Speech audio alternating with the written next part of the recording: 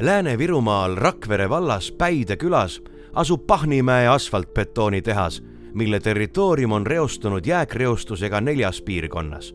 Jääkreostus on minevikus inimese tegevuse tagajärjel reostunud piirkond või keskkonda jäetud kasutuseta ohtlike ainete kogum, mis ohustab ümbruskonna elanike tervist ja elusloodust. Pahnimäe asfaltbetoonitehase territooriumit reostavad maapinnal mahutite jäägid ja pinnases ning põhjavees olevad pahhid ehk polütsüklilised aromaatsed süsivesinikud. Piirkonnas on vett hästi juhtiv pinnas ja suhteliselt sügaval paiknev põhjavesi. Seetõttu on tehase alal ohtlikud ained levinud koos sademeveega kuni 7 meetri sügavusse maapinda.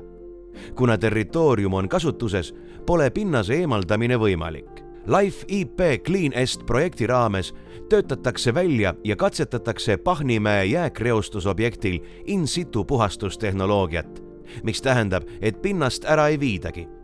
Enne objektil tööle hakkamist viidi läbi laborikatsed, mille abil otsiti parimat meetodit pinnase puhastamiseks.